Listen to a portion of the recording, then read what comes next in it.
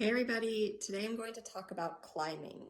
So a lot of my athletes are training for climbing travel trips, climbing races, climbing events, or just because they like to climb. So I train a lot of people to do climbing. And when I talk about climbing, I'm saying like these longer climbs. Think Haute Route, think Europe, think 20 or more minute climbs. There are lots of ways I train them to do these climbs, but basically it's a long, steady state interval. And think about the three metrics I always tell you that we need to train by. We want to think about heart rate, we want to think about power, and we want to think about rate of perceived exertion, or RPE. So when I'm training them, I'm trying to get them to balance all three metrics and also to just be very aware of all three metrics.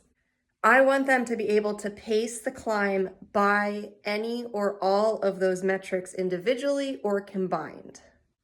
The reason for this is, what if the conditions are different? For example, I had an athlete who traveled, it was very hot where he went, it was in Europe, and he was jet lagged. In the first 2 days, his heart rate was super high.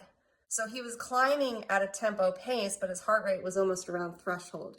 So in that instance, the heart rate was not matching the power, and so he was having to climb by heart rate because that was the limiter. Then as he adjusted, caught up on sleep, adjusted to the hot temps, his heart rate dropped, and then he could climb a bit more by power.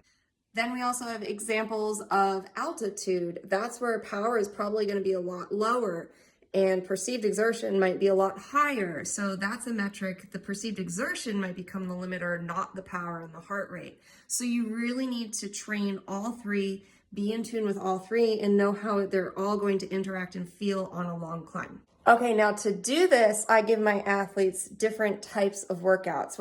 We're essentially training the same thing, a longer climbing interval, but I might tell them for one workout, for example, okay, go by power, and I want you to hit between 80 and 85% FTP.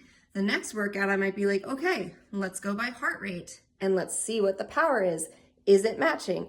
The third workout, I might be like, okay, now we're gonna go by perceived exertion. How does it feel? Does the heart rate stay the same? Is the power similar to the other 2 times we did it? And we just compare all 3 approaches and learn what we can from that.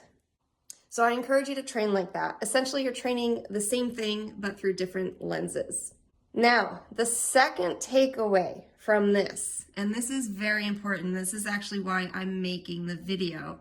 I want you to really tune into how you prefer to do steady state. Are you truly doing steady state where you're kind of like a robot and that power is just super, super steady, your heart rate is just the same and it's locked in?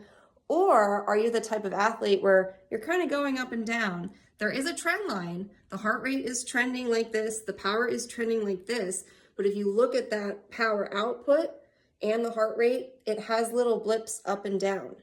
I've trained a lot of athletes and I've noticed that they're kind of these 2 phenotypes.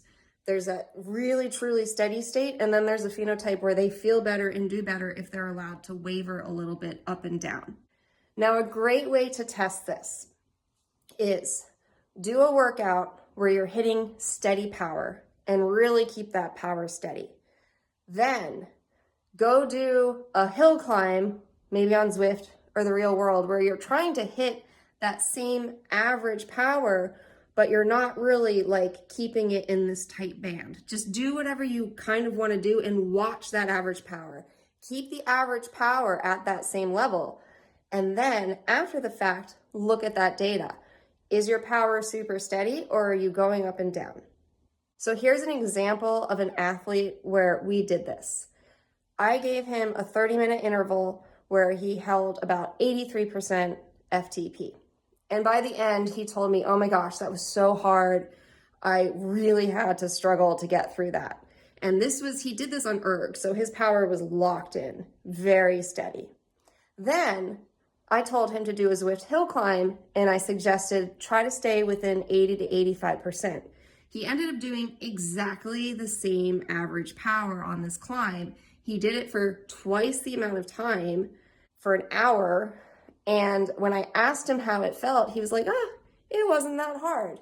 And I pointed out to him, I was like, okay, 2 weeks before you did 30 minutes and you thought it was like so massively hard. You just did twice that, same power, and it didn't feel as hard. Why? And when we looked at the data, we saw that on the hill climb, he had allowed himself these little micro breaks that I just talked about. And effectively, anytime he dipped the power, his heart rate would go down by 2 or 3 beats per minute. And that would kind of like buy him some time and ultimately made it feel like the effort was easier. Then he'd kind of overcompensate, go a little bit above, and then maybe the actual power, and then above, below. And so effectively, he was giving himself all these little breaks in both perceived exertion and heart rate. And so he was able to extend the time he could hold that for twice as long.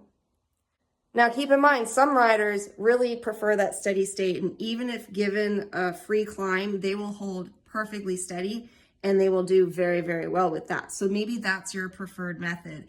So please try hill climbs in different ways. Go by power, go by heart rate, go by perceived exertion. Give yourself freedom to sort of do it freeform and then do it in really strict ways and approaches. See what you like best, internalize that, and then when event day comes, you'll have many tools in your toolkit to pull out and use.